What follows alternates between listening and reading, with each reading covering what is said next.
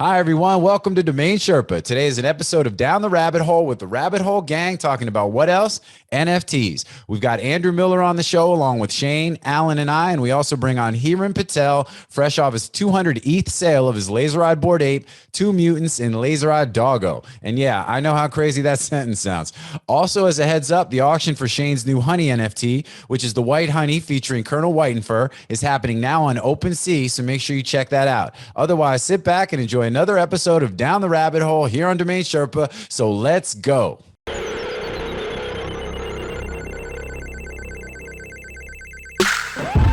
It don't matter what you say, there ain't no way that you messing with my team today. It don't matter what you do, I will not lose. What's up, Sherpa Network? Thank you for tuning in today. My name is Jonathan Tenenbaum, aka JT, aka Jay On, and I am the host and producer of DomainSherpa, where all roads lead to domains.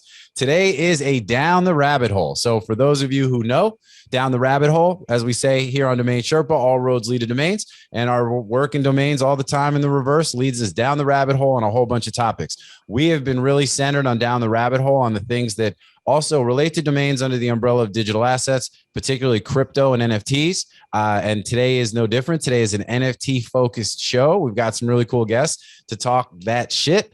We will, maybe we'll talk a little bit about some domains and maybe some other things, but today we are going to be talking about NFTs, a little bit of crypto and a whole lot of fun. So with that, let me go ahead and I'm going to introduce the crew. So I'm going to go kind of in this sort of clockwise, I guess, depending on what view you see as to who goes first. But I'm going to start to my right with my man, Alan Dunn, aka Gandalf Gates. So it used to be Gandalf and Bill Gates. I just combined them, man. You are Gandalf Gates. You are the nerd philanthropist genius OG in the NFT space, my friend. And and as always, a pleasure to have you on here, man. What's happening? Man, I love it here. This is one of the greatest places on earth. This video. That's it. It does not get any better. So let me continue around the circle. So down to my lower right, we got my boy Andrew Miller, aka Sam Apes Rothstein, aka Bill Belichick, wearing his official BAYC merch. So for those of you who don't know, Andrew Miller, I mean, man, dude, look, Miller, I could go on about all the big domain sales, home.com. I mean, I go on about your old school stuff. Is it insurance? Was it insurance.com? What was the one? Quotes. Insurancequotes.com, creditcards.com, right? You see, yeah. Way like back it? when. Well, all days, man. Way back. Free shingles being a must-have. But today is not about the domains, man. Today is about NFTs. And so Miller's involved in the NFT space. We're actually going to have a really cool show coming up just to kind of preview talking about daily fantasy, which we did a session that I hosted at NamesCon recently, where we had Andrew and Roman Edmonds talking about daily fantasy sports, which was a lot of fun. So that will absolutely be a rabbit hole show coming up soon with a few other guests. So make sure you guys be on the lookout for that. So, but in the meantime, we're here. We got our hoodies. He was giving me a hard time offline about how I wasn't wearing the official black BAYC merch, but I got it right here. I might even open this up and then that'll get Shane freaking out because Shane. Don't do it. Because Shane, he's all about like, you don't open the merch, you keep it. He thinks he has merch. He's got a package from the original BAYC merch drop. He believes there is a hat in there. We don't know. There is monkey dust in there. There's monkey dust in there. Anyway, Miller, man, thank you for being on the show, bro. Appreciate having you here. Excited. It's after doing, hundreds of years of Sherpa for domains, it's pretty awesome to do this. And I recently wrote a article about a month ago on domainers and NFTs. It was on the homepage at the Crypt and gave a little love to Shane and what he was doing in there and a few other guys, Morgan.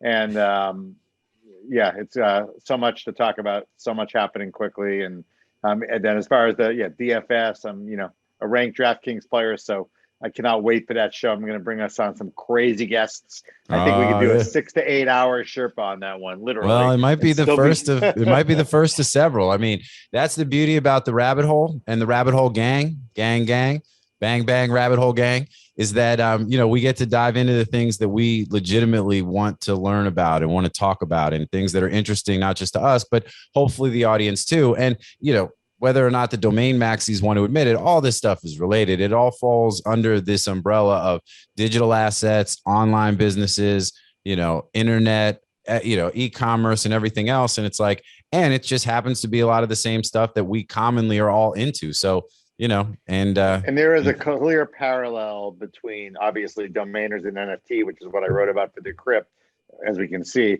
But there's also, all the best DFS professionals who win the millions of dollars were former online poker guys. Yep. Online poker were early. Some of them were porn before that. Some of them were domains, right? So this is just a thread that runs through the middle of all this stuff. Early adapter was 100%, man. So, and that's definitely what's up. So, as that was on decrypt.org. Is that where the, or is it, what's the, it's decrypt.com, right? It's decrypt.com. Oh, it's decrypt.com. All right, cool.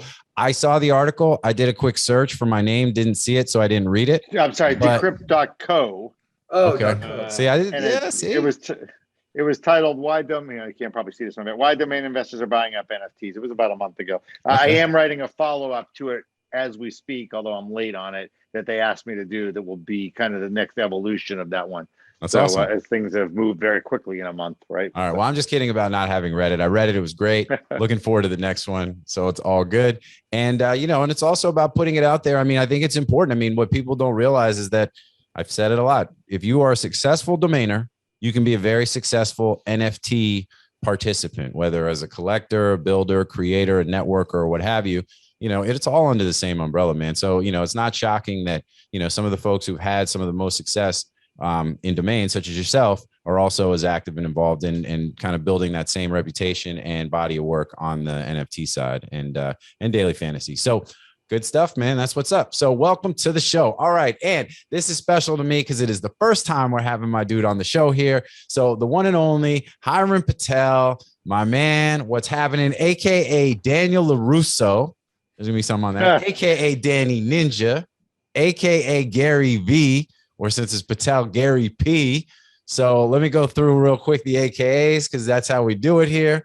So Daniel LaRusso, my man, who's been a student of the game, who became a sort of master in his own right?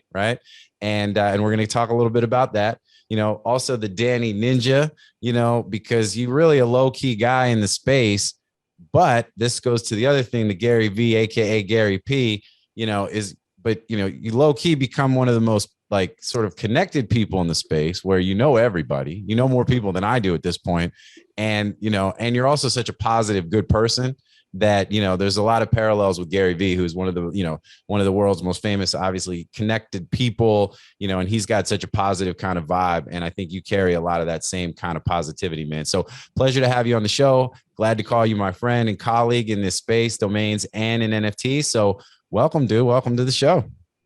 Thank you very much for having me. It's like kind of a dream come true for me to meet you, Alan, Shane, and Andrew on the show. Because honestly speaking, I am here today is only and only because of you guys. Yeah, no doubt. Well, not just because, we may have had some role just based on the fact that we're, out there and, and you're in the space but you've put in the work and done some great things, man. So we're going to talk about all that. We got some cool things to talk about. Your most recent big sale, all that good stuff. We're going to get into that. So yeah, let's finish up the intros and then we'll just vibe, man. But it's great having you here, dude. Thank you for being here. And it took a second to get you on here. Some scheduling and things I know I was joking around. I'm like, had to get a hold of your people and then, your demands. You needed to have green M&Ms only in the blue in the blue room because it couldn't even be a green room. You get a big head pretty quick, Danny. You know what I'm saying? Anyway, man, it's all good. So, and then last but certainly not least, over to my left, we got my boy Shane Culture, aka Honey Shane, aka Sugar Shane, aka Mike Row your boat, son. So who, and we got the honey. Hiren's showing the honey on the camera. I say this a lot too, for the folks who are only listening, it's all good. You're definitely going to get value out of this. But for those of you who watch the show, you get all the cool stuff that we do with the post-production and everything else. And, you get to see our smiling faces, which, is just worth the price of admission in it to itself. So with that, so what's up, Shane, man? How you living? Yeah, living good. It's been a great week, and that's the thing. The nursery business is popping with mum sales and fall sales. The honey business, the NFT went sold out. It's good. Other than being tired, man, I was packing boxes. Like on Sunday, you saw I ran 20 miles in the morning, packed boxes all day. I got done at 10:30 at night. No stop from 4:30 to 10:30. You ran 20 miles. How'd you watch football? I was literally packing, watching a combination of Squid Game and football while I'm trying to concentrate on sending NFTs, because that's not a good move right there, is when you're copying wallet handles or wallet addresses and then trying to send them while you're watching something. It's not smart at all. It cost me like $120 and sent some things to some now burn wallets. I would love to do a whole episode on Squid Game. That is fantastic. Well, so I have not watched the show yet. So but I'm going to watch it, and I have a general sense, a little Hunger Games, right? Some other, but you guys, so it's a big recommendation by everybody who's seen it.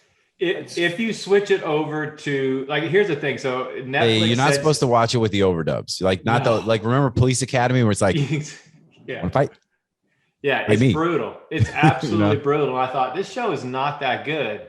And then when I went back to the original Korean language with with the subtitles, a whole nother show. So yeah, I mean, is it a game changer? I mean, I would say Queen's Gambit was more of I didn't expect it to be this good, because this has been talked up so much. But love Queen's Gambit though. Yeah, that was that caught us all off guard.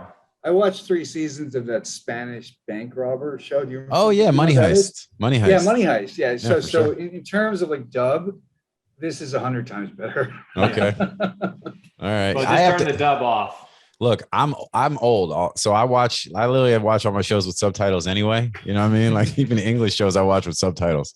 And what's crazy, you have to watch it. You can't be like doing, like, I'm trying to do something while the subtitles are scrolling across the bottom. I'm like, I don't speak Korean real well, so yeah, no doubt. I have no idea what just happened. So I rewind it about 700 times in an hour. But yeah, well, no, I'm definitely down to check it out. We're watching Yellowstone at the moment. I don't know. Has anybody seen Yellowstone? That's no, my grandmother said it was fantastic. She liked watching it in between the reruns of Antique Roadshow. Yeah, exactly. But, the bingo hall reviews were really good. Yeah, that's really cold, guys. I just said how Barnaby old I was. Jones was amazing as well. So I just mentioned watching all my shows with subtitles, but and I'm Yellowstone is. New Jersey. Sorry, go ahead, man. I'm watching the Saints in New Jersey. I was going to say. Oh, how's that? Yeah. Phenomenal. Is that? But that's not a show. That's a movie, right? Yeah. Oh, the Saints of the Tony. It's a movie, but it's a precursor to The Sopranos. Oh yeah, and I'm a huge Sopranos. I can't keep up. Like, that's a problem.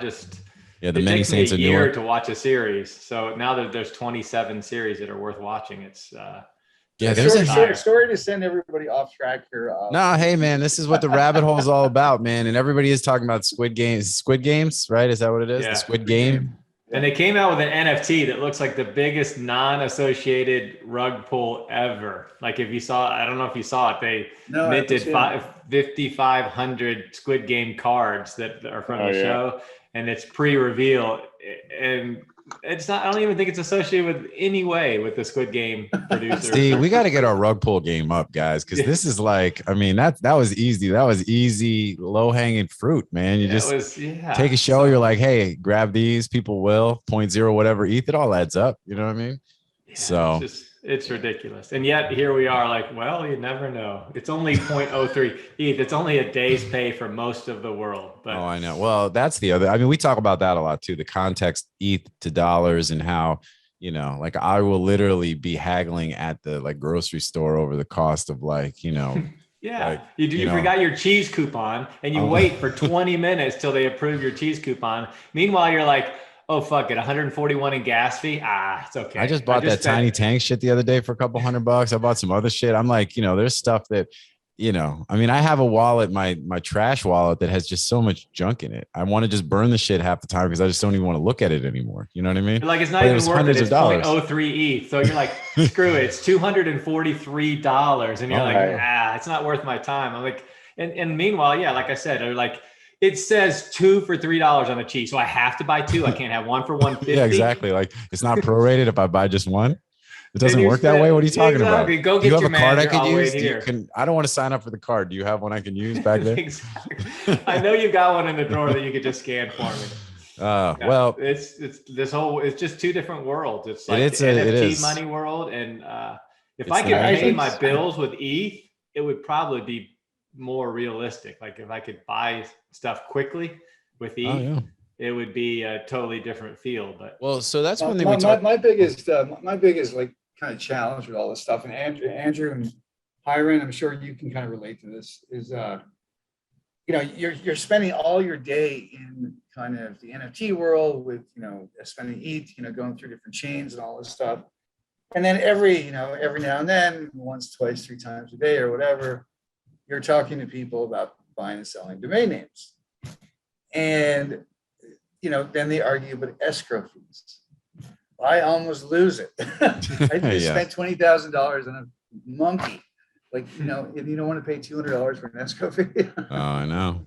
Or the offer, when they offer you 2,000, which is probably a fair price for that domain, but you think 2,000, that's like what a free hoodie sells for that they gave me for owning a monkey. It's like, it's not worth it for it just skews numbers. Yeah. Oh yeah. Your whole perception. Thing. Well, NFTs in general, like you spend all day on some NFT stuff, and I don't, because I work a day job. So I don't really spend all day like looking at NFTs. Andrew's not here. You don't really have okay, good. So like when I talk, so I'm all day looking at NFTs and doing my thing. And then I go out into the real world and I'm like, what do you mean you guys aren't talking about crypto dick butts? You know what I'm saying? Like, what do you mean? Like, how are we supposed to have a conversation about like what? Like, I'm not going to a parent teacher conference and I'm like, I can't be, like, what are you talking about? Like, this is the greatest thing was exclamation point vibes, bitch. On Cool Cats, how they gave you free drops, but it's on Polygon, right? Yeah. So I thought those were a scam. Well, I did too at first, but then I realized they weren't. So I sell them and I get 0.5 ETH between the two, but they're on the Polygon chain, which is in a totally different wallet. Yeah. And then you gotta do the bridge. It's like a whole nother world. And I'm over there in this Polygon world and I'm like, and the fees are nothing. The fees are 80 cents to transfer. Right. But I don't have any Polygon and I can't get any Polygon. They're like, we've invented a whole thing called the Polygon faucet because nobody has any Polygon when they start. You go over there and they'll give you a little drip of Polygon. And I'm going to my wife. She's like, what are you doing? I go, I'm trying to find the goddamn faucet to put the Polygon drip in my wall. And she's like, what are you doing? I'm like, the faucet is not working, man. It's not dripping at all. I got nothing. So finally I just went on Twitter and said, somebody send me some Matic. I need 1 penny in Matic. And somebody did. Yeah. It's the space is wild. I mean, it is crazy. And that's the thing. People who don't understand. Sorry, what you just said there, Shane, is actually why, one of the reasons why I love this community, and is because you reached out to strangers. But I don't know how many people follow you, 5, 10,000, 100,000. Yeah, 150,000. Yeah, but 150 million people follow Shane. Yeah, exactly. And so he asked, and some stranger sent him, what really was $1 or $2. He could have converted it to whatever. Yeah. So that doesn't, that's really hard in real life. You can be $1 short at the supermarket. Yeah, it's no different than somebody buying me coffee in line. Yeah, it is an act of kindness.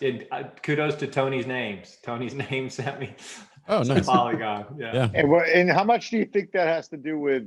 And I say this loosely in quotes, but the concept, because you're coming back to your point about spending ETH, to pay your bills. How much do you think it has to do with, in some respects, even though it's real, it's kind of monopoly money, right? Oh yeah. I mean, oh, totally, it is. It is. Yeah. This money doesn't exist until until almost ever, right? I mean, that's a lot of what drives some of what's we're seeing in the NFT space is that crypto and crypto gains set the table for folks to then kind of segue into NFTs. And I saw maybe it was like Drew Wash or somebody in the domain space who's also gotten into NFTs.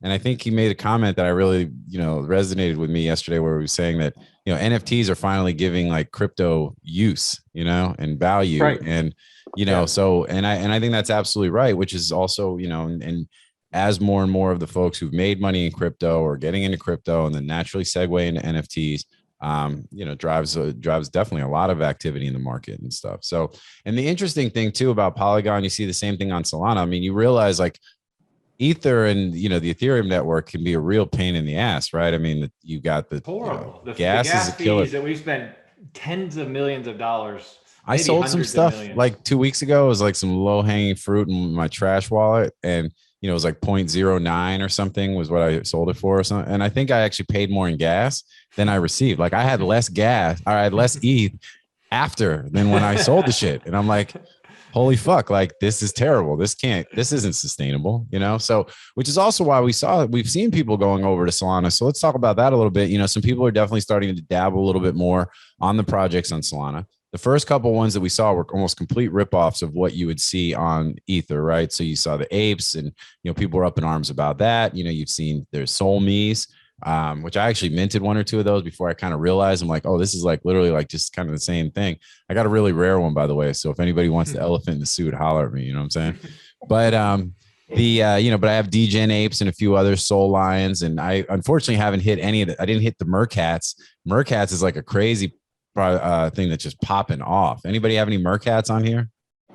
I don't know if there. I slept on that, man. They so basically it's it's an avatar PFP project on Solana.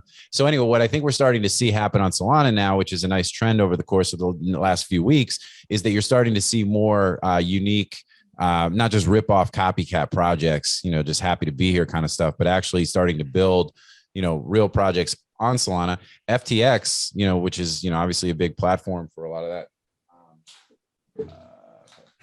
I just, I didn't know if the trash was here. I gotta, I'm about to run out. You see me do the bag thing here in real time.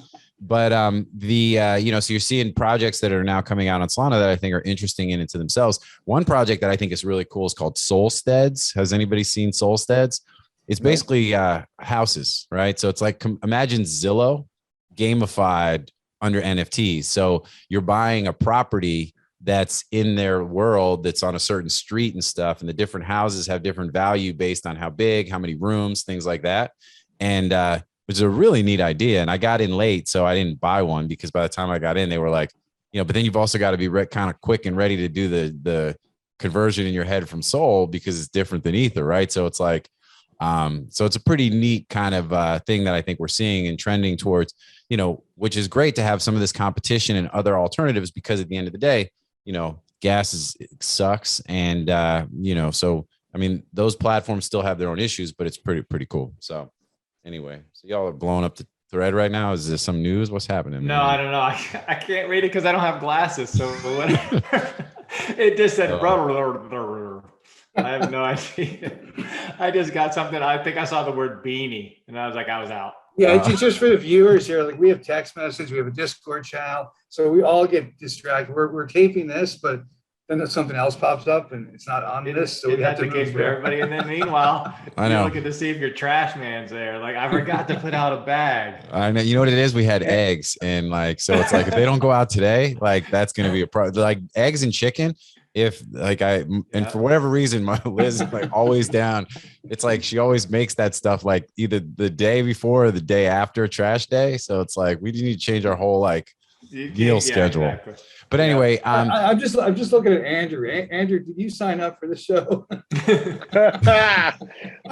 Hey, this is the Rabbit Hole Gang, man. Bang bang, Rabbit Hole Gang. I was thinking someone who said, I don't know who said beanie, but he made a little bit of a. Not unusually, but he created a little bit of viral controversy last night, where he made a statement that talking about self-promoting his own interest, but he made a statement that cool cats and maybe the toads are going to flip apes. Yeah. And people were going at him like really That's hard. because the day before that, he went out and spent $1 million on cool cats and toads. Right. Of course. No, of course. And he's an influencer, right? And he left people talk about leaving. He left people hanging with blue. If this was the stock market, he would have been arrested. That's all I can say. But it's not, right? And but it's not the stock market. So, and that's the thing. And like, so he's a dude who has a personality. He's known. He's like an infamous. Some people love to hate him, kind of thing. I respect him. I think it's like, and at the end of the day, he's playing his role, doing his thing. And like, And the fact that he'll say something like that and that sparks a conversation that all sorts of people are going to talk about speaks to the fact that he is in a position of, call it influence, and I think, but his interests are his own. And at the same time, is that wrongness? Like for me, I'm cool with it. I think it's all good. I think I think this whole space, every single time you have a conversation, it's NFA, not financial advice, DYOR, do your own research. You know what I mean? Like, we're all just a bunch of it's just a bunch of people who came up. I think someone involved as Beanie also has, he has a lot of interest in a lot of projects, right? Mm. So anything he's going to say is almost, can be taken by a certain percentage of the crowd as kind of advice, right? Or get mad about because he's holding the bag, but he's probably holding a bag of 10,000 other things too. Mm. And what he said last night, I know infuriated some people, but I actually kind of agree with him too. Like, the apes have been kind of slow, and the momentum from the cool cats and the toads and all that stuff, there's no doubt the last couple of weeks have been all about them and not the apes. So, but then he sold the cat 5 minutes later. What? Right, exactly. Right, he sold the cat, exactly. Pumped and sold. So I mean, he sold it. I think 5 minutes later. I really believe in this project. Oh, sure, I'll take that.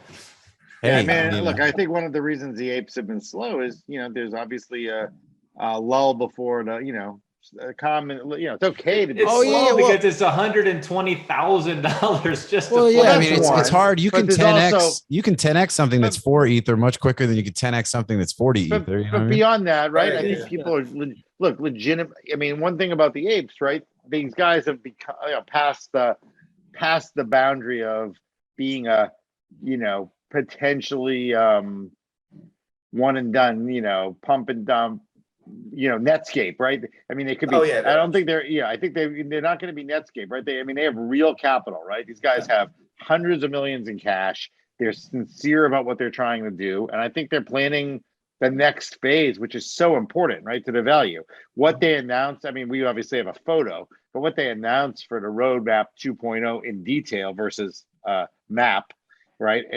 And the meat behind that, what does the DAO mean, right? What is, what are they going to do? To me, is going to be a marquee moment, not only for them, but for NFTs across the board. I mean, it's their chance to say they're Amazon.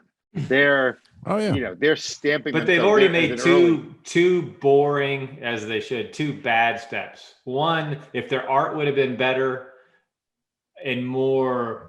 If their art would have been better, it would have been more successful. The mutants are fine. They're different and all that. But we all know if they'd have made a cute something, if they put a lot more time into something more hangable on the wall, it'd have blown up. And then the roadmap was boring. I don't care. How is a party in Miami going to help me make money?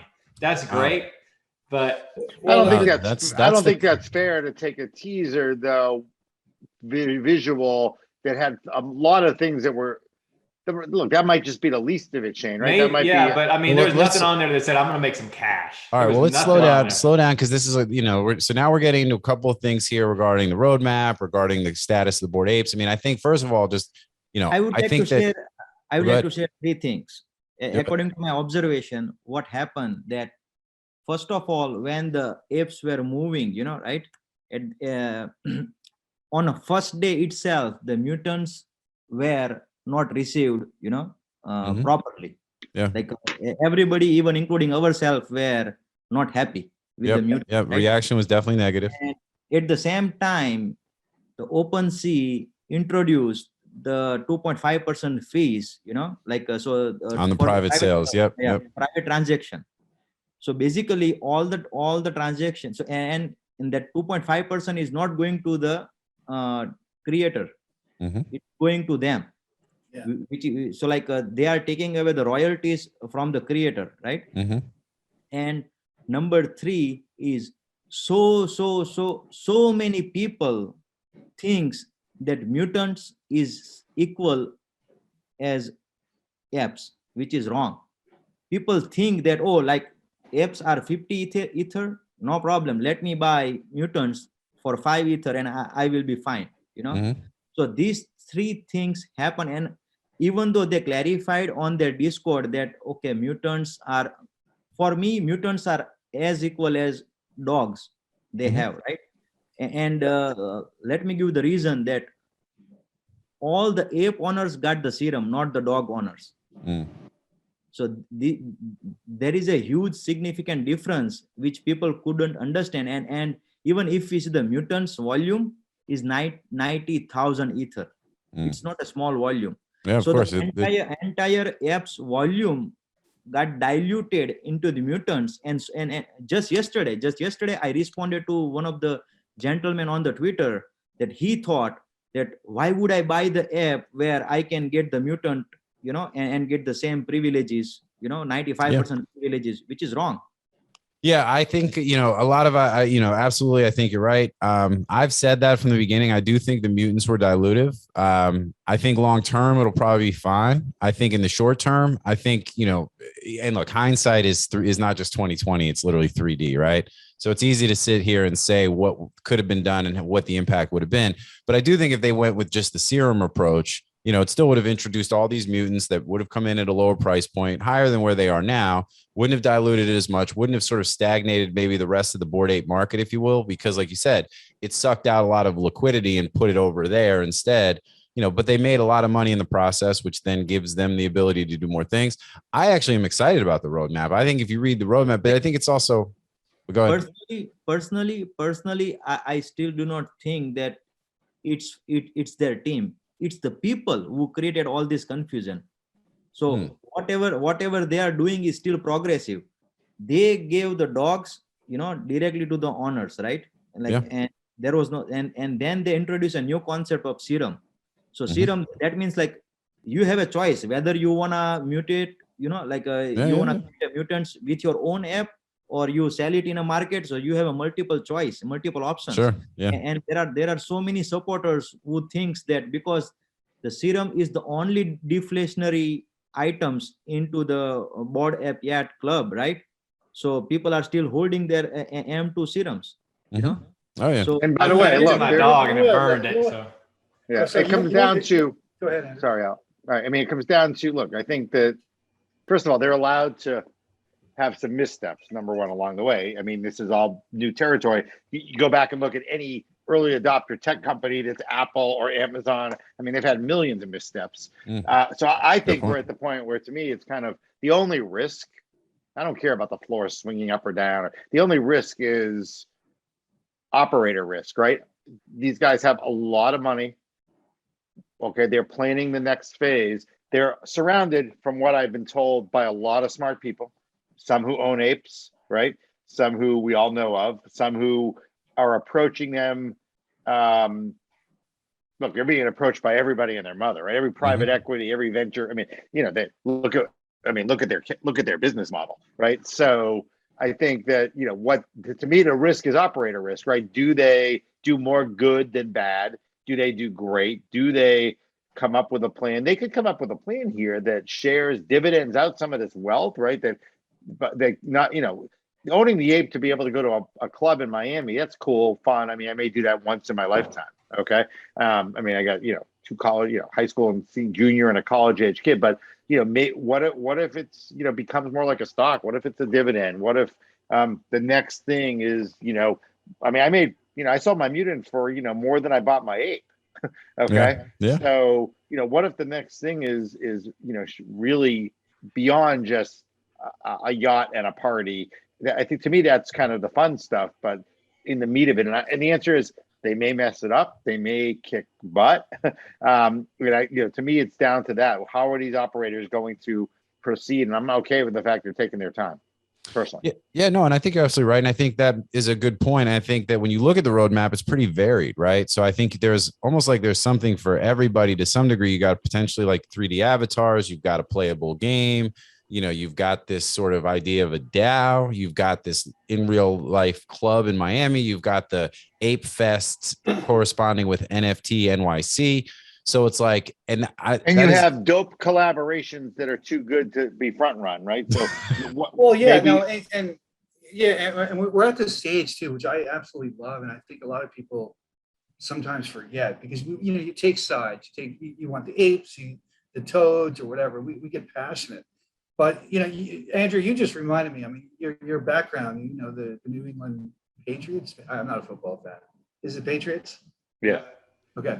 So, but it reminds me, I mean, we're building a league basically of NFTs, right? I mean, there's so many different teams, and every team is going to learn from each other, the mistakes and the bad. You're going to have some team come out with a money ball moment, and then everybody is going to like, try to do like that. We're so fucking early. When apes were launched 5 months ago, right? Yeah. I mean, that's the other thing. There's things from toads I absolutely love. There's things from the Bored Apes, which I don't like the dogs right now. I don't really fancy them or understand any utility at this point. But that doesn't but all of them, the communities will succeed. And the passion here we even see on this show, like just for, what whatever you're part of. I mean, it's incredible. I love it. And by the way, in fairness to the dogs, right? They were never part of the plan. They were a gift, gift, a throw in to buy time. So who cares, right? Like, I mean, I sold my dog the second they teased what, it was very clear. And I did pay attention to what Hiren was saying, about where the different things rank, the OG ape, the mutant, and the dog. And it was clear to me that the dog was the lowest guy in the totem pole. Mm-hmm. And I sold my dog that day. I didn't make a ton. I made like it was a gift. You don't sell gifts. I sold Fallout. Let me be clear. I sold Neon Sanders. My dog, Shane. I bought my dog. I bought my dog for FOMO of what if I need it, right? Yeah. Now, what if it is important? I bought it for 3 ETH. I sold it for 3.75 ETH, right? So, I mean, for me, it's no longer important to the master plan. I'm holding mine because they're going to have dog racing, and my dogs are fast as shit. So I'm keeping them, and I've been training them, and I've been feeding them, and I'm going to breed them. And even if they don't, I'm going to do it myself. Well, interestingly, they just came out. Send my toe Denzer over to just a snap on your dog. Vibe. I think the other thing, by the way, with the apes, right? And obviously I'm ape biased, but I own tons of other NFTs.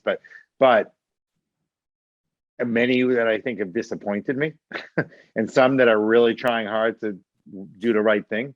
But I like Bulls on the Block. But I think that we can talk about Bulls on the Block in a second. Yeah, let me just finish this one point. I mean, look, Shane did this with his honey. Okay. Even Merlin did it where he took his ape and made him the Dr. DMT of his community, whatever. I mean, because you own unlike CryptoPunks, because you own the intellectual property to your ape, you saw Arizona Iced Tea early on jump in. You've seen the Sotheby's. We don't know who bought the Sotheby's. I don't think we know yet. Yeah. DraftKings. Well, I mean, again, yeah, DraftKings is gave one away, and Woody, Jason, Matt, and Paul all have apes, right?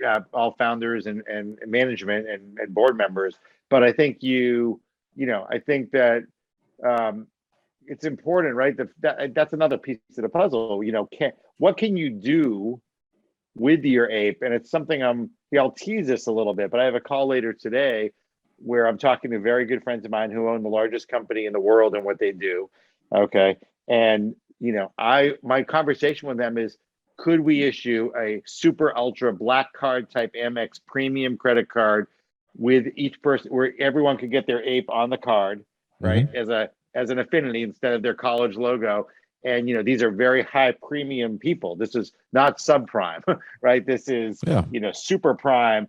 And, could we issue that, where we actually can take their individual ape and put it on a black card? Sure. And, what does that get them and what does that do beyond status? Because I think thousands of people would apply and want that card. And so how do you leverage, that intellectual property of that they let you do of your own and potentially to the whole community, like Shane, to some degree is done with. I mean, I think that's where I think that's the next evolution of this. Anyway, I think that's part of this thing, right? When you look at sort of the life cycle of these projects, and you've got some that are just going to flame out right away, some that are rug pulls and cash grabs. Right. And you've got ones that are going to have longevity based on different things, right? Longevity is going to be based on a combination of the founders and the details and the variables, the community, the people that buy in, and then what they do, from there, right? The roadmaps and all that kind of stuff.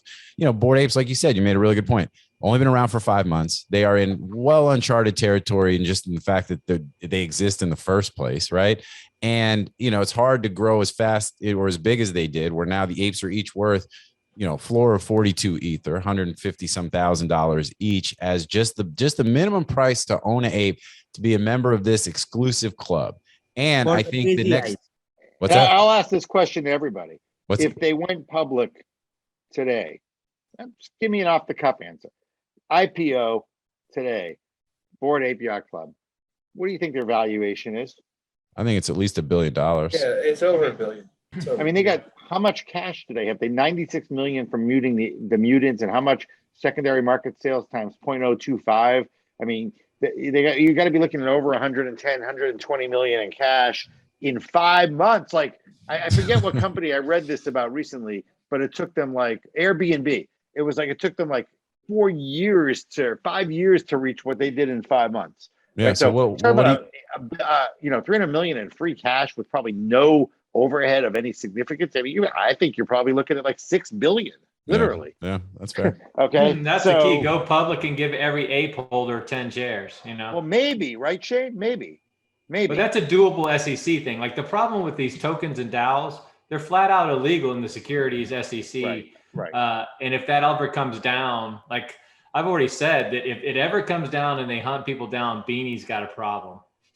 Because there's a lot of SEC rules being broken, and we're not going to get down that hole, and you don't want to be negative, but that's the truth. That's why Bored Apes is not offering tokens and DAOs and things like that, because they want to become a legit IPO company.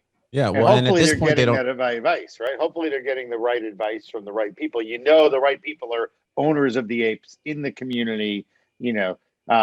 Taking companies public like Paul and Jason and Matt at DraftKings, and you have Gary. I think Gary owns an ape. We're pretty sure. I mean, you have a lot of smart people, in that world, and I'm assuming they're reaching out.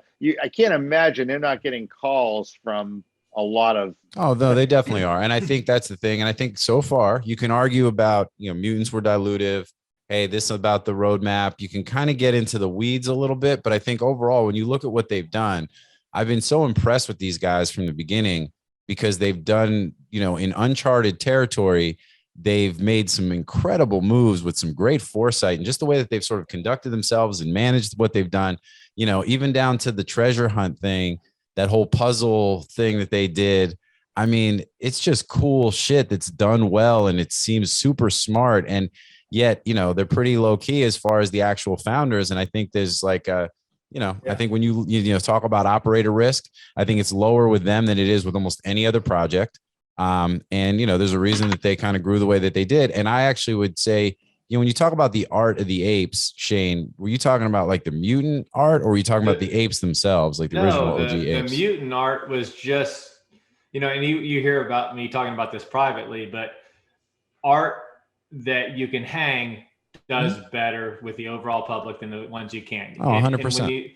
We could tell that the people didn't like it, because we saw the price of serum and the price of everything before the mutants got released. And as soon as people saw the mutants, that's terrible. I think it grew on them. I think it had to grow on you, because you got money in it. You have an ugly wife, and eventually you're going to learn to. I got a hot wife, man. You're going to learn to love with what you got. I just pulled something up, guys. Though I just pulled something up because we came back to Shane's comment about the club in Miami. Yep. Okay. I just want to be clear. This is as of July 14th, 2021. Soho House is valued at $2.8 billion. Yeah. Okay. And Soho House is valued at $2.8 billion. There is no reason that they could not replicate the Soho House model here, starting in Miami, with their audience, with their community, members only, super exclusive club. And that went public at 2.8 billion.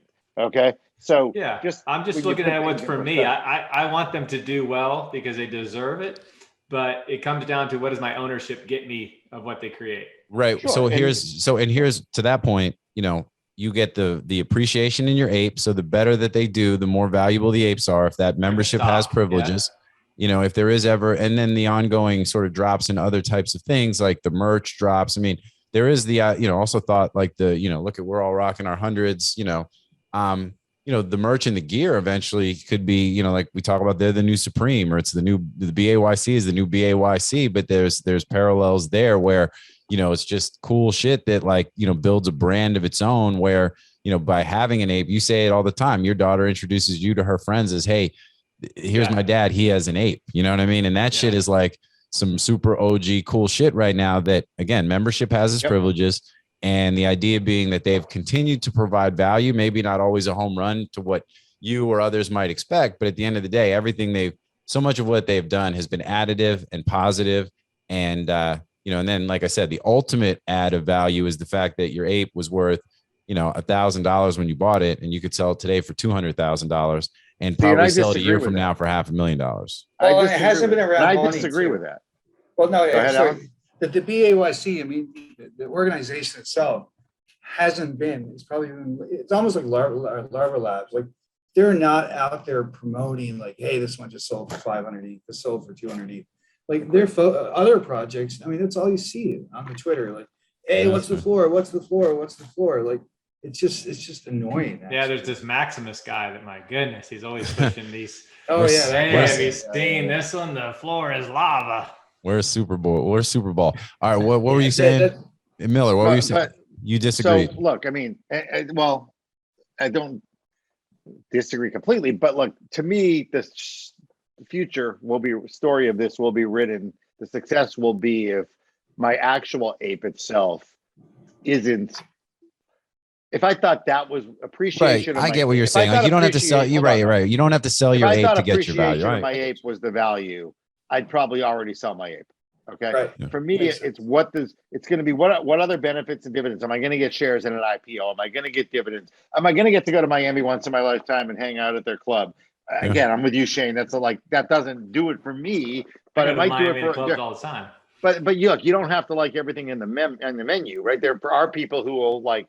That will be the driver for them if they have a club. That's the thing. If you're a young crypto millionaire and you live in Miami or spend a decent amount of time in Miami and you want to roll through the Bored Ape Yacht Club, like the actual physical club, because that's the hot shit for like that, just where people, that's the new Studio 54, for the next generation. I mean, and the only way you can get in is either having an ape or having some access, or even if it's just having a mutant, whatever, like, it's still, you need a key to get in. And there's value in that. But all right, let's take a quick break. We're going to jump to commercial. Then we come back. We can talk a little bit more about this, but I want to talk about Hiren's big sale that he just had. That we've got to talk about that. And then we'll keep it moving into some more stuff here on DomainSherpa, where all roads lead to domains.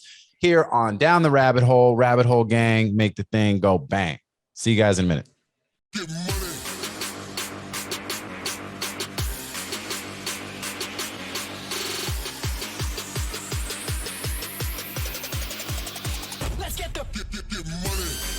Media Options is the industry's leading domain broker specializing in domain acquisitions, high-value domain sales, and domain name consultation.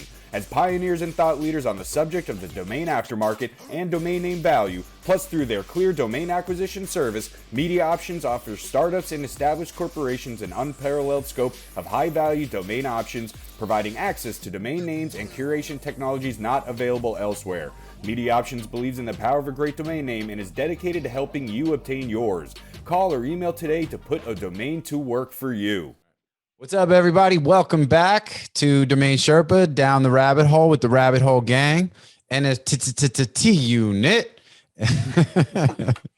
So, yeah, man. So let's get into this. We got my man Hiren, aka Danny LaRusso, aka Danny Ninja, aka Gary P. Let's talk about your big sale, man, because this was definitely newsworthy, and I was super, super excited for you. As I mentioned at the outset, you're one of the most positive, like sort of not just positive from an attitude standpoint, but you're always trying to help other people. You really do bring a great energy to the space and to our team. And, so you having this big old sale, man, and plus it was just a great culmination of, what I think people, and I know you've said this, and for people who follow you on Twitter and everything, you got into the NFT space around the same time that a lot of us did. Some of it because of watching like the DomainSherpa shows, because you're a domain guy at heart, like all of us. And then, seeing, Shane and others kind of talking through just like I did, just like I jumped in, which got you into the space. And then you found a lot of success in the space, which to me, I love the success story, like the homegrown success story, because there are a lot of haters who still on these blogs and shit still say, oh, it's fraud and these guys aren't really making this money. They're not really doing this and that. So now let's set the record straight. Let's show them the use case of what it really is. And it couldn't have happened to a better person. So let's so walk us through the whole thing. Like, you bought which apes for what? You put them together. Like, go ahead, give the breakdown for everybody. Yeah. So basically, like, I'm always on the Twitter, right?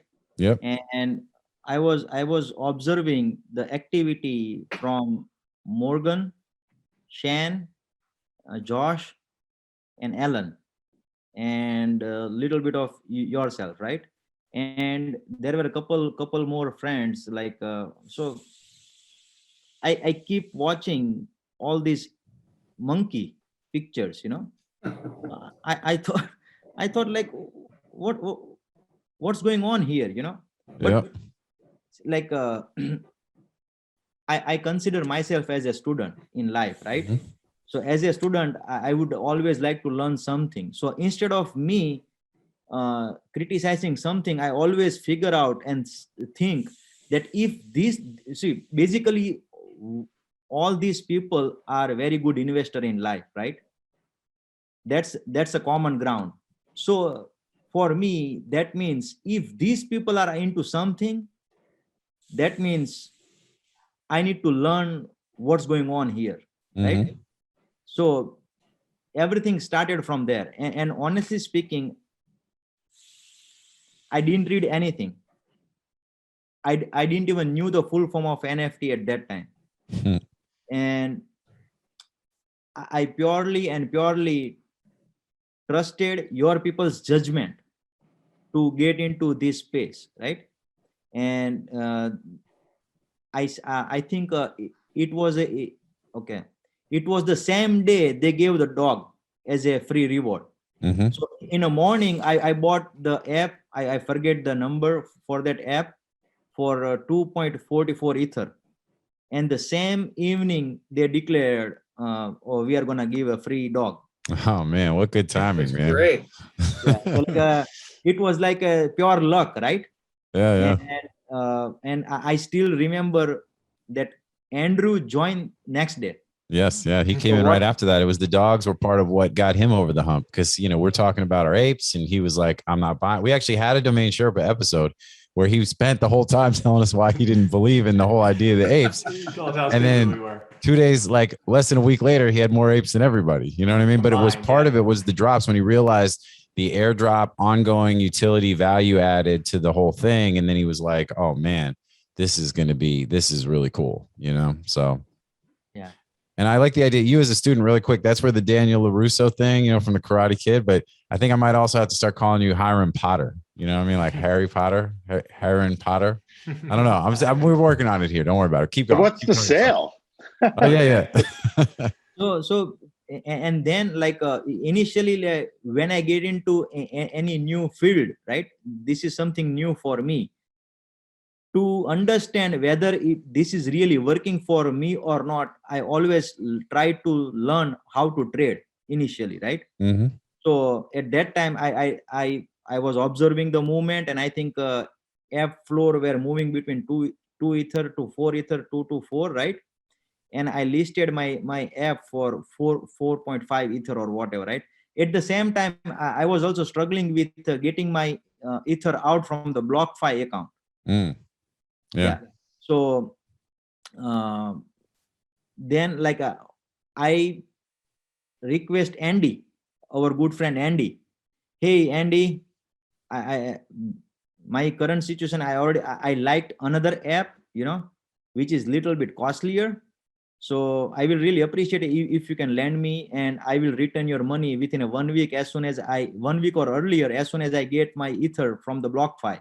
Because any other way, even if I buy from the Coinbase or any other way, I still could not withdraw the Ether for 1. And this kind of goes back to the whole thing we were talking about before about how Shane, somebody, stepping up and throwing you some Matic to be able to help you along. And, there's definitely a lot of that, like, hey, let me get an ETH real quick because I got to get this thing and I got to do this and that. And that's why it's also important to have a good network of people. But all right, so how did you end up with the laser eyes? So let's talk about Yes. Okay. So fast forward, like I was now I wanted to get into the kind of a so-called top tier ape, right? And at that time, I was going through the Discord, I was going through the like filters, and because of the domain, we love how to go through the various filters to search and get the feeling of I it. say it all the time, man. If you're a good domainer, you can be a great NFTer. Yes. So then I found out one particular laser app was listed for sale, and I think he listed for 14 ether, and he had 8 WETH offer on it, 8, right? So I found that guy from Discord, and I started negotiating with him. I said, hey, like I can give you 850 whatever, would you please give me, then going little bit back and forth, and we settled for 10 ether. At that time, it was one of the most expensive laser app sold at that time. I think the highest around that time was like 12 or 13 ether. So 10 ether was still kind of a little news, right? Yeah, sure. And then I asked him, after I got the app, I asked him, I said, why did you sold this app? Because this looks really nice. It has the full matching outfit concept, which is the only one app in a laser world, basically. So he said, oh, me and my dad is a partner, and I want him to realize the profit. Sure. Yeah. You got to show them the fact that it could actually return money. You got a proof of concept. Yeah. And I think when the floor moved to 10 or plus, he regretted his decision, basically. Yeah, I mean, I'm sure he regrets his decision a lot. especially when you get to the end. so then you added the dog. So you added and then you mutant, you got the serum. So go ahead and so how'd you get the dog? You got the dog with laser eyes as well, right? No. I got a dog with my first ape, which I sold for 450. Okay. Yeah. And for the laser, then I try to find a laser eye dog, at that time, the cheapest available was like 2.37, and it was a death bot laser, basically. And then I started getting offer, like I rejected 40 ETH offer, then 50, 55, and I almost at one time I wanted to sell that app for 60 ether because I had a different replacement available, for me.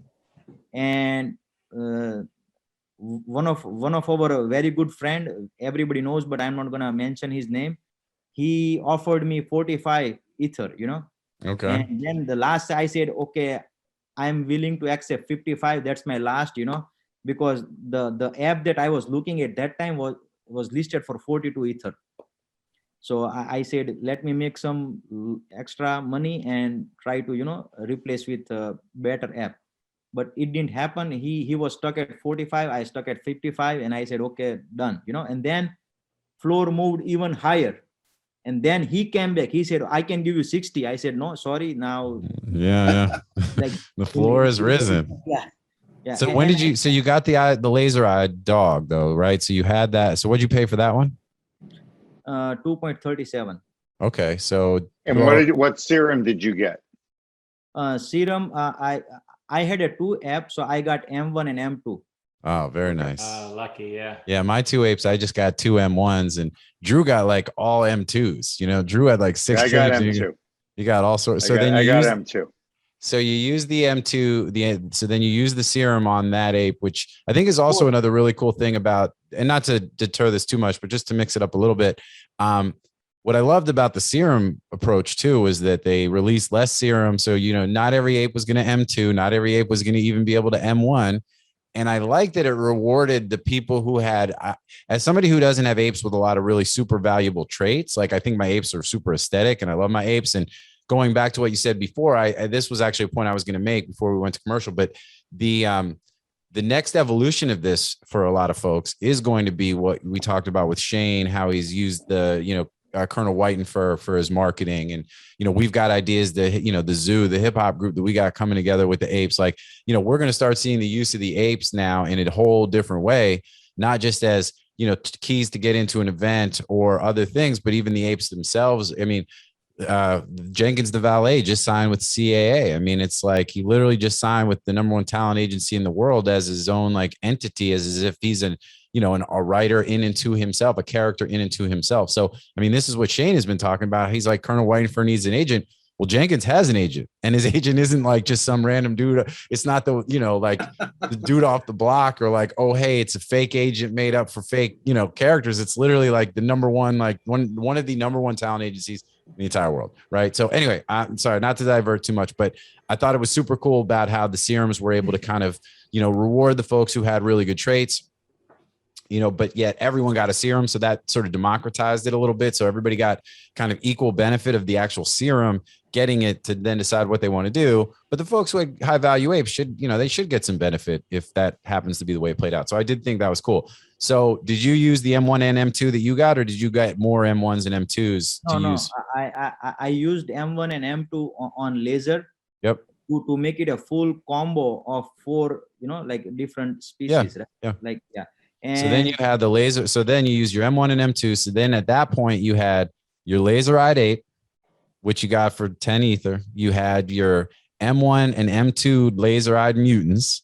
And then you had a laser-eyed dog that you paid just, 2.5 for, right? So you're at 12.37, 12.5 ether all in at that point for what was a really amazing collection of apes and mutants, right? Like all tied together, badass collection. So you decided to list it collectively as a group, right? No, I never listed. Actually, I tried to, everything was listed individually initially. But I always list with the 2 days or 3 days of expiration, because okay.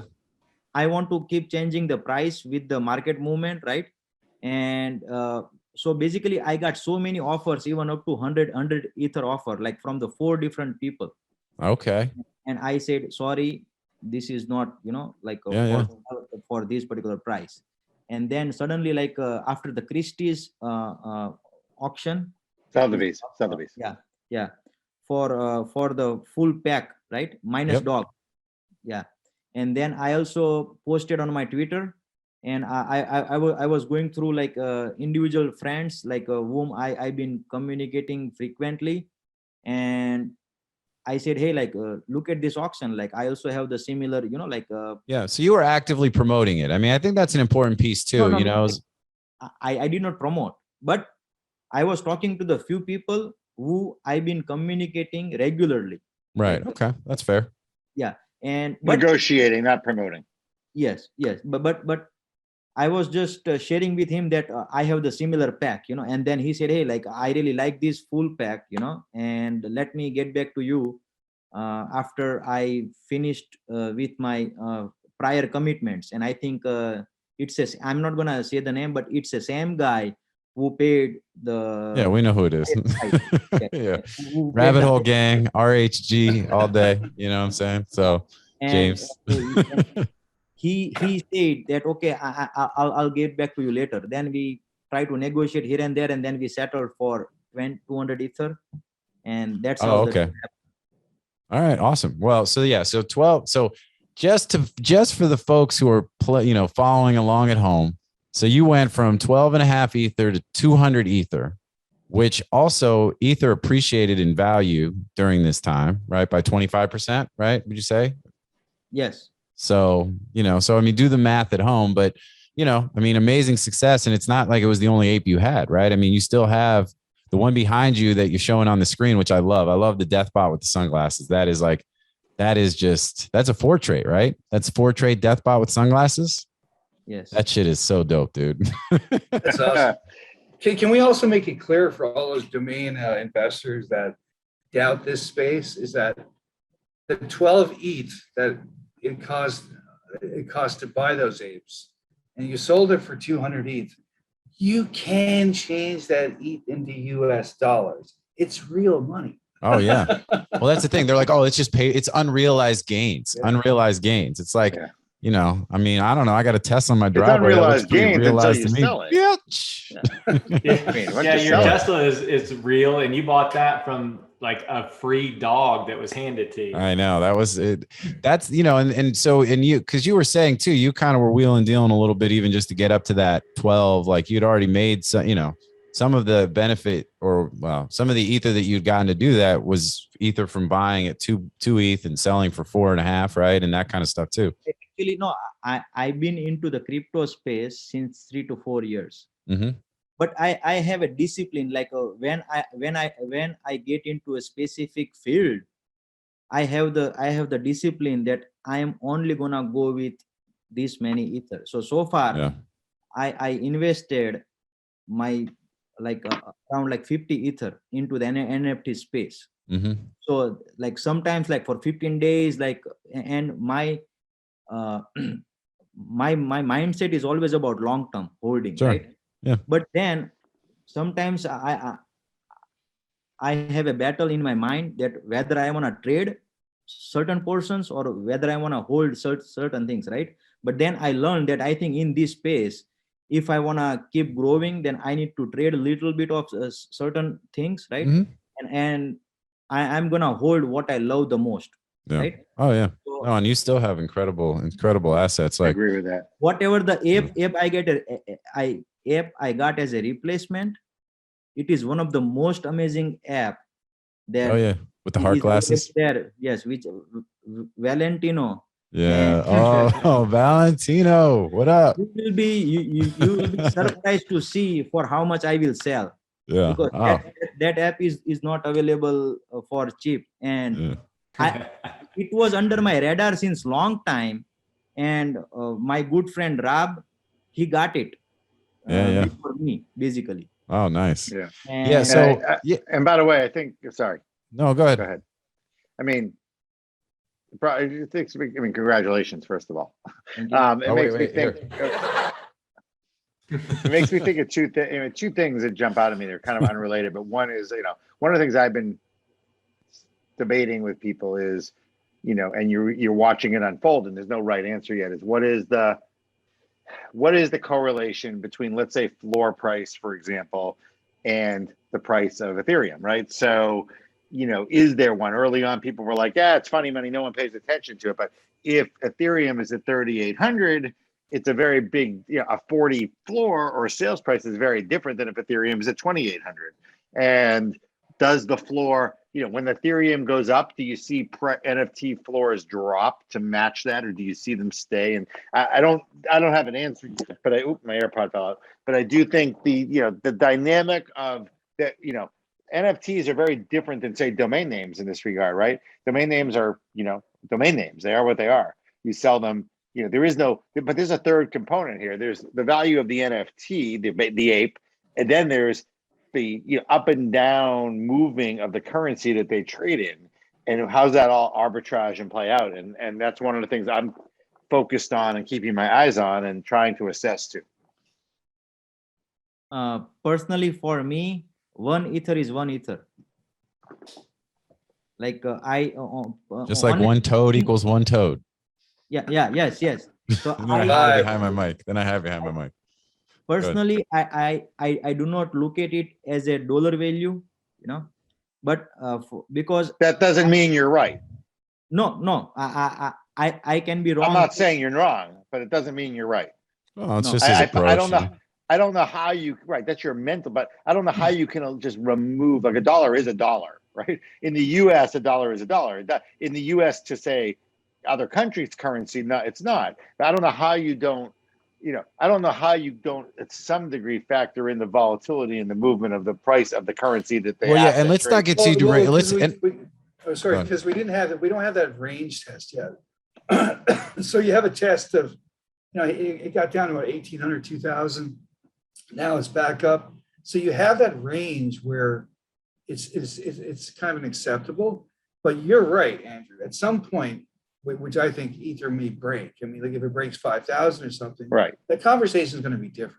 Mm-hmm. And if ETH goes back down to 1,500, 2,000, yeah, that will factor in too. I mean, like, especially with tax season coming up and all that stuff. Oh yeah, and I don't want to, we've only got about 10 minutes. Yeah, we've only got about 10 minutes left, and I don't want to get into that whole conversation. But yeah, if you had Drew on, if you had Rosner on here, you would say the same thing about 1 ETH is 1 ETH.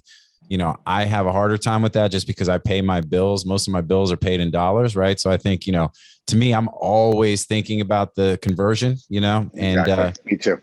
so I think it just kind of depends. But I think that when you talk about floors and some of these other things, I think to Alan's point, I think as long as it stays within a certain range, I think the impact of the sort of, because you're going to have, and for folks who, the longer you're in the space, the more you get sort of immune to some of the movement of ETH and to dollars. So I think as long as it stays within this acceptable range, I think for the most part, it's not going to overly impact, what's going to happen with the floors, as much as what's going to impact the floors is going to be what's happening with those particular assets. You know what I mean? So that's going to be based on whatever's going on with that collection, that project, that the roadmaps and all that stuff. So, but hey, man, look, so just to close the loop on this, I think that, and this, look, do your own research. This is not financial advice. And we're not sitting here saying, hey, so now listen, all you domain maxis who've been, throwing rocks at us on Elliot's blog and other stuff. Like, I really don't care what you guys say or do. I mean, I find it interesting. And like, we do see the comments. But we're going to keep doing what we do. And this isn't because we want you to come join us necessarily, but it is just kind of like, for us, it's more, this is what we're doing. So for the folks who've gone out of their way to be negative about it, I do like to see people have success, and I like to see my friends have success anyway. And, this is just to let y'all know that, for those of you who continue to ignore the space, you're going to do it at your own risk, and by the way, I think Hiren's story will really, hopefully, resonate with some of those people who've been in that box, right? Yeah, the hard part is I think you look at it, and I think so let's talk about this for a couple of minutes, because I think a lot of people who hear of the success of not just Hiren and so it's Hiren and not, I say Hiren. Is that, how bad am I butchering it? How do you say it? Anything is fine. But how do you say it though? What's your mom call you? Yeah, Hiren. Okay, I'm gonna work on that. Okay, let me make very easier for everybody. If somebody asks you who ran, you can say he ran. He ran. There you go. That's awesome. You've used that before. He ran. I'm going to call you He Man. So, I think it's the kind of thing now. It's like, so where is the entry point though? Right. Like that. I think this is a good segue into this. And we can talk through this for the next 10 or so minutes before we got to jump. But so if you're getting into the space now, kind of for the first time, it's like, look, Bored Apes are obviously, way out of reach for a lot of folks. So where's an entry point? There's a million projects and everything's mooning, and it's not all going to continue to be this bull market. There's going to be the bear market. Things are going to get, for some people, it's going to get ugly. If people are coming into the space now, which we would say, look, like it is what it is, like there's opportunity all over the place. What's the answer? What do you do? You know what my answer is? I like to start this because I want to give Hiren a really big compliment too. Like there's a lot of people in the space that have reached out to me about like NFTs, and I'm sure you guys too. And usually their conversations start with, hey, I got some ETH, or I'll give you 20 ETH, or I'll give you 100 ETH, or I have 50 ETH, whatever. What do I invest in? That's their entryway into NFTs, and it's completely wrong and annoying. Here, Hiren's success, if you go back to the start of this, and when he tells everybody, is that his entry was just learning. And that's the difference between how people succeed and how people gamble, right? So, I think it's a huge shout out to you've made a lot of money now from this, but you didn't just take 5 ETH from Coinbase or wherever and just throw it into some random projects. You took like 30 days and But he also did what, and I'm honored, but he also does what you do sometimes is you follow the people you trust, like to avoid the learning curve, to get in. You're like, okay, I can spend a couple of weeks and learn something, but this is moving pretty fast. I'm going to do what this person does because I know them well enough to trust that they make good decisions overall. So he bought an ape, not really knowing much about apes, but knowing that the people that he followed and enjoyed over the years. So that's a really good way to do something. I'm not going to tell you what to do, but when you follow people in life, you generally follow people you trust and do what they do until you've learned to do what you want to do. And that's I bought my ape. After, if you read the crypto story, I procrastinated my way from from minting, where I knew about the apes, sadly, all the way through 2 ETH, 4 ETH, 10 ETH, and then I bought an ETH. I really relied on, in this case, Morgan, to help me really look at traits and pick out the right ETH, the right ape. and relied heavily on, it took me almost 2 weeks, 10 days to go through apes with him and kind of then make my own decision of which of those ones I want and why. But I think that the other thing of that is, what would be concerning to me for someone entering this right now is I am concerned. Well, first of all, we all know this. If you were in domains in the beginning or early on, or tech stocks or tech companies, there is a shakeout day that will come. Okay. It's just inevitable. I mean, and 98% of these PFPs will be shaken out. They just will. Some good ones and a lot of the crap. And you want to be careful that you're not the person who does it, a day before or a week before or a month before that happens. The concern I have is the amount of copycat going on, right? So it's like everybody does a laser, everybody does a trippy. It's like there's no innovation at all. And I thought the vampires were interesting because they actually didn't do an animal. Right? Yeah. No, and I think they also were very proactive in how they did their launch to try to help people avoid gas wars and things like that. So there was some thoughtfulness. Their technical prowess was pretty strong in how they did that. No question, and we'll see if that happens with Metasaurus. But I think that I think that whatever. I think that look, to me, it's like, all right, everyone doesn't have to have laser eyes. It's like, get innovative. Like at some point, it's kind of diluting the whole message. Every trippy. I mean, all the traits are seeming to be the same, no matter what animal in the zoo you slap it on.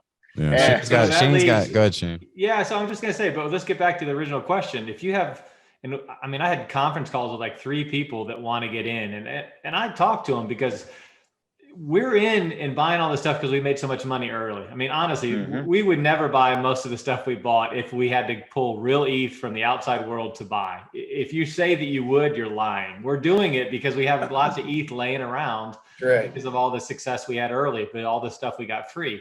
But if you're bringing real ETH from your real job and you have somebody come in, what would you tell them to buy? I have trouble telling them to buy anything because, I tell people you should watch Bulls on the Block because it's half an ETH and there's a lot of opportunity there. But other than that, things that are, I wouldn't even know what to tell them at a half ETH under that's not a straight lottery scratch. And I guess they're all lottery scratches. But I think. Well, I mean, mine is, I definitely was a gateway drug. Of the 25 NFTs that I sold, I would say 15 of the people I had to handhold the entire way through because it was their first NFT. I was a gateway drug. And the reason they bought it is no matter what happens, they got 2 jars of honey to eat. No question. So I think that, but you made a good point there. I mean, that's a great point, right? Because I have the same thing. I have friends, I mean, so few of my friends, many who are incredibly successful, 90% of them don't even own any crypto, and 99.9 have never heard or don't know what an NFT is. And then I educate 2 or 3 or 4 people a week. Yesterday it was my French drain guy who came over to check something, and he has some Ethereum. He had 20,000 of ETH, and he was asking me about the ape because I got my sweatshirt. I actually had him take the picture of my sweatshirt, but I think that. It's hard. I agree with you. It's hard. Like, what do you pick? Right? What would you do today? And I think I come back to, can you get yourself in a position to actually buy a blue chip? Right? Can you buy? Probably not going to buy a CryptoPunk. Can you buy an ape? Right? And but do I feel comfortable telling somebody to spend $150,000 on an ape at this point that's new to it? I can't do it. I'm not that secure to sell somebody that I really. I agree with you. So then it comes down to something like Bulls on the Block, which I'm an owner in, and that looked like it was dead in the water for a while, and Morgan basically wrote that it was dead in the water, even though he had been a fan and supporter on his blog, and then the next day, 2 days, 3 days later, it kind of. Those guys are trying really hard, right? Those guys are every day doing things to try to resurrect and pull this thing back from their little controversy and the issue they had. And yet, yet the floor is, I'm getting offers today, right now. I mean, I'm still getting offers for like 0.2 ETH, right? I mean, for my Bulls. So it's like my Bulls. So it's like, but it comes you know, back to that it was one of the best art pieces in the beginning. Like it was well done, no talented question. artist. That doesn't make it successful, as Josh will say. It doesn't matter at all. But I disagree. And I want to talk about. I looked at it now, and I'm building the Red Hoodie gang. So I've got 5 Red Hoodie bulls and 1 coach. I got a. If you go look, I got a robot with that he's going to be the coach of the team, and I'm having an artist draw out my basketball team with 5 Red Hoodie bulls sitting on the bench and coach walking the sideline. Love the entrepreneurial. So no matter what happens, I got a badass sweatshirt with a basketball team of Red Bulls on the block. So I grabbed one of those. I grabbed one of those this morning just based on your tweet. Did you get a red hoodie? I did. I think I'm gonna make the red hoodies like the thing. Like the Red Hoodie Bulls are gonna be the cool bulls, and the floors. Maybe it's just me buying all the bulls, but they're starting to get towards an ETH now. And yeah. I figure I can sell it to you if I don't want. What's interesting on this call though, right? Is all right. I have my ape, and you, Alan has an ape and a CryptoPunk on his screen. And Shane has. I have honey, but normally I normally have my apes in the background. Right, apes in the background. Normally, from what I've seen, today is a special day for your honey, but you're still tied to your ape. Okay. Yeah. We obviously Hiren has his ape in the background, and JT's wearing his commercial everyday blue. Doesn't even believe he's really a part of this special, but he still has his ape on. So here's my question, right? Like, no matter what else you own or you buy, are you really ever going to change your PFP? Are you going to change your Twitter profile or your Discord profile to a cool cat or a gutter cat or a bull? Well, and if you do I've got my gutter like cat, because I've got 4 gutter cat characters. I've got the cat, the rat, the dog, and the pigeon, all wearing the gold jackets with the gold background. So I got the gold on gold gang, gutter cat gang. Do you really own all 4 of those? Yeah. Oh yeah. That's a great collection. Thank you. And so yeah, that's my squad. But yes, I agree. Look, the apes are the OGs. If you own an ape, somebody posted this today and said, apes are aspirational. A lot of folks are getting in the space with the goal to hopefully one day own an ape. I don't know for me if a CryptoPunk is aspirational, but I can understand for a lot of folks how CryptoPunk would be the pinnacle. And if you had the money to spend, that you would look to spend that. And and that would also, provide a good return as well. So, all right, well, we're running out of time. So we got to kind of, there's a lot here that we're kind of, sort of button, not that there's enough time to get closure on all this. We'll just get it moving on the next one because this is what we do. So, but yeah, bulls on the block real fast, or Shane over here. There we go. So for bulls on the block, yeah, I agree. I mean, they had some of that controversy. I think they now have a very good roadmap. You couple that with some really good art, and it shows you that the project can absolutely be resurrected. It also shows you that although the space is moving at 100 miles an hour, not everything has to happen overnight. Sometimes you have to have that patience to hold out, to appreciate the real value that can come from some of these things, depending on what your goals are, but we're also in uncharted territory all over the place here. And, and the history is being written as we speak. So, all interesting stuff. So let's go through around the room real quick, like we kind of do, share either some alpha or any closing thoughts here in the last few minutes, either projects you're into, things you're excited about, or anything you want to let the audience know. And then we'll jump so everybody can get on with their day. But, let's start with Shane. Let's go ahead and then we'll come around that way. But what about you, man? Anything beyond the so I've got Red Hoodie the gang? 2 in my NFT. I've got the 2 last a gold hat, gold boot, and a silver hat, silver boot. Colonel Whitenfur comes with 2 bottles of honey. And the NFT. So I put them at auction. So the other ones I just sold, but the last 2 special ones I put at auction. Drew's the high bidder, so he doesn't like me promoting. Where does the auction? When does the auction end?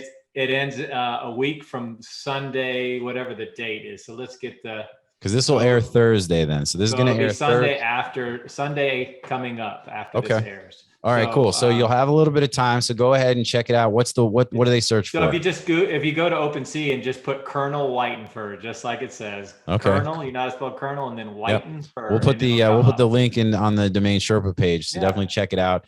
And you'll see them there. And I've talked about the roadmap. I've put anything on paper. Again, I can't promise anything, but I've been taking all the money from the NFT, and I've already got new illustrators, and we're working on new art, and we're working on a new game plan, a new game. And no matter what happens, you get some honey. So you're going to win Vibe, either way. vibe is a new trend. So don't worry about roadmap anymore. What is? Vibes are the new trend. Vibes, yeah. vibes. Yeah, the vibes on Colonel Whitenfur are strong. Toad's vibes on Colonel Whitenfur. Yeah, The let's oldest try. ape. Let's at least drive Drew up. Yeah, That's right. yeah, no doubt. All right, cool, man. So that's it. So everybody, again, we'll have the link here, but check it out.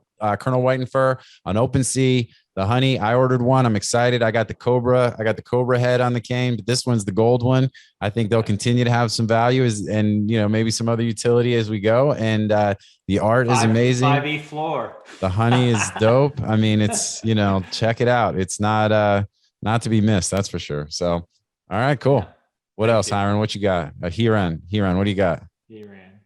No, I would like to share with everybody is like we need to have a patience first of all, Mhm. and come up with the long-term mindset and observe, study, and because we cannot experience everything by ourselves.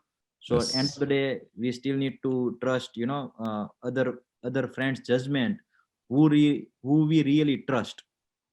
I'm with it. Yeah. So I think that's important. You have to have the right people around you. Kind of some of that'll be pressure tested over time. And I think patience is key no matter what. I mean, I think doing your research, taking your time, trying to make smart, reasoned decisions is never going to serve you wrong in almost any situation. So absolutely, man. Well, this was a great first episode. It's going to be, definitely more to come for sure. All right, Miller, bro, what do you got? I want to remind you to make sure we get offline, schedule our DFS, because I think it will be a blast. Yep, absolutely. And, I think two things. So, I mean, I'm intrigued with the gutter cat. I got a pigeon. I mean, I have, I have one cat and I got a pigeon, but I'm intrigued with the dogs. I think they're really cool. And they're clearly worth more than the pigeons right now. And I'm keeping an eye on eventually. Maybe. And I'm keeping an eye on that. And then picking one up imminently. I mean, I would sell my pigeon and pick up a dog. So I'm looking at something there. And then I'm working on a long-term, my father-in-law is the most museum collage artist in the United States, if not the world. Okay. So we are working on something that would be more of a Damien Hirst-ish project. Sweet. That would be, pretty awesome. And it kind of actually combines famous art and animal PFP a little bit. That's all I can say about it. Okay. And whether we pull it off and materialize it, there's a lot of moving parts, and we got a lot of things going on. So hopefully I'll be able to talk about that in the near future. It's well underway, and it will be pretty cool, and I think have a lot of legs and staying power and value. Awesome. And then I'm by the way, I'm just throwing out a domain. I just for the first time ever, legal.com. Oh wow. Is on the market through me. And and how do people find you? What's your Twitter? At amiller325gd, as in Grateful Dead, at amiller325gd. Nice.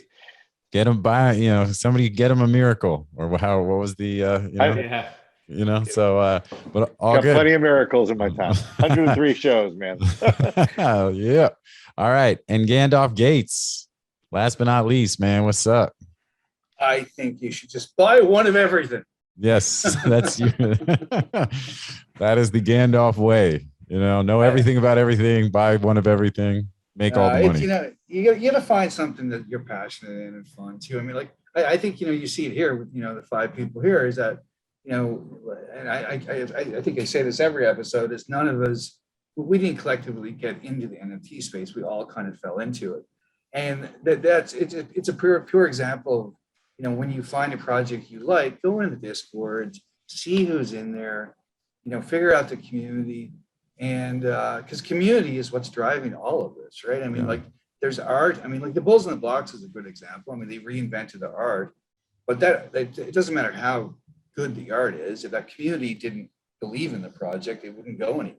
Yeah. So it's kind of like, and I'd say like the Lazy Lions, are another example where some people think that we joked around on the last show, said they're like the Jehovah's Witnesses of the NFT space, but that is a vibrant, active community. You know what I mean? It's not paid bots. I mean, these are actual people that just are super into their thing. And anytime you've got that kind of dedication and excitement and, buy-in, I think you're going to see, positive impacts are going to come from that. And the results in this space are going to be, floor prices going up and, sales and engagement and all that kind of stuff. And, it's one of the reasons the Bored Apes took off. People really resonated with the apes. The community was incredible, and it's just continued to go and kind of do its thing. And So yeah, no, I'm with you. So any projects here in the next week that you've got your eye on? I just got Not really. I'm kind of just tied up with a lot of stuff. What do you got, Hiren? toads. Toads? You just got a toad? Oh, toads are awesome. Vibes. And let me share one thing about this lazy lion community, that I was just doing experiment. I want to diversify, into many other good Yep. things. So lazy lion, I just posted about, hey, I got lazy lion, or right. I got 700 likes Yeah. and 200 tweets or retweets or something in 24 hours. Yeah, it's crazy. That's what I mean. And it's not bots, right? I mean, it's real people that are just super psyched and excited about it. So I think, and I'm all about inclusivity and positivity. And I think that's one of the key things that I love about when the community stuff's really clicking. And, you see that in a lot of these. And I think that's really cool. I like the Cool Cats vibe has really been positive. I bought a Cool Cat cheap, sold it for more than I bought it for. Now I'm like FOMOing because I missed out on all this extra value. I do have toads. I love the toads vibe. And, Mechaverse drops tomorrow. And that's what I've been thinking about the last 20 minutes. Yeah, that's going to be, I'm already upset about that, but I'm hoping that, if I have to secondary, I'll get busy. I think those are going to be really, really cool. There's obviously a lot of stuff. Do your own research. A lot of cool things coming out. A lot of stuff coming out. You got to kind of parse through some of that existing projects. So much stuff is kind of kicking and doing its thing. But yeah, I think you got to stay away from buying just purely because, hey, I think I'm going to buy this for this price and it's going to go up. Because the other day I was going to buy a couple winter bears, right? Because I was confident they were going to go up in value. That's right.